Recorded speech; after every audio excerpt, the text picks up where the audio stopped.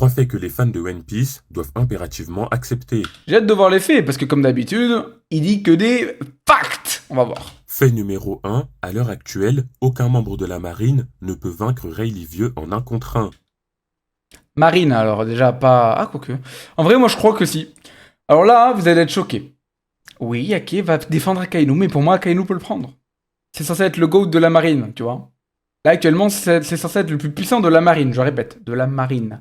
Non, Sengoku, il a quitté Sengoku est vieux. C'est bon, on peut passer à autre chose maintenant? Merci. Akainu, il est censé être à son prime, donc à mon avis, s'il peut battre Heidi en 1v1. Et ce pour une raison très simple. Kizaru, en tant qu'amiral de la marine, fait partie des 3 personnages les plus forts de cette institution. Et pourtant, il affirme que la marine a besoin de préparer minutieusement son attaque pour arrêter Rayleigh. Oui, et donc? Et quel est le rapport? C'est pas un 1v1 aise. À aucun moment il dit ouais je peux venir, et évidemment que Rayleigh c'est un monde de puissance et que ça va coûter énormément à la marine. C'est pas la question de coûter ou pas. Ils vont pouvoir l'arrêter. Mais ils vont tellement perdre. Tu peux pas juste envoyer les amiraux. En vrai, si tu pourrais envoyer 3 amiraux, mais si t'envoies 3 amiraux à 1 pour 1, tu laisses ta base sans défense. Et les infos filent. Tu peux pas envoyer n'importe qui n'importe où. C'est ça que je veux exprimer. Et étant donné que Rayleigh c'est pas n'importe qui, tu peux pas envoyer tous les amiraux l'affronter, même s'il gagne, d'accord? Même s'il gagne, pour arrêter le mec. Vous comprenez ce que je veux dire? Et encore moins envoyer l'amiral en chef. Autrement dit, à lui tout seul, il en est incapable. Donc si un amiral ne peut... Ou alors c'est très risqué. Et imaginez que c'est pas une question de totalement incapable. Imaginez que c'est close. Admettons que ce soit close.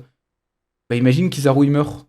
Ou alors il gagne mais il est tellement low HP. Oui, je vais parler en termes de vidéo, il est low HP. Quelqu'un d'autre vient le finir ou je sais pas. En fait, c'est risqué. Pourquoi on prendrait un risque gigantesque pour arrêter Rayleigh alors qu'il fait rien?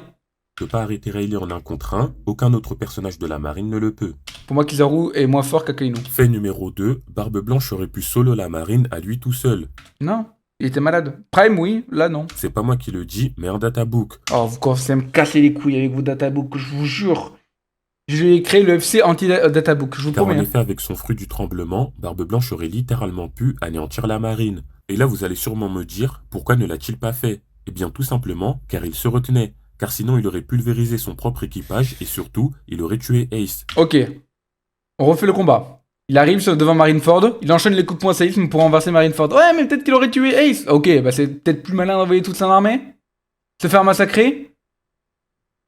Non, à mon avis, il aurait pas pu. Voilà, c'est bon? Les databooks, c'est de la merde, c'est bon? Alors que son but était justement de le sauver. Et enfin, fait numéro 3, le roi des géants Harald est largement plus fort que n'importe quel amiral de la marine. Largement, je sais pas. Plus fort, oui. Et ce pour une raison très simple. Xebec a été capable de pulvériser un amiral sans aucune difficulté. Je connais pas la puissance à l'époque, mais c'est un argument qui s'entend.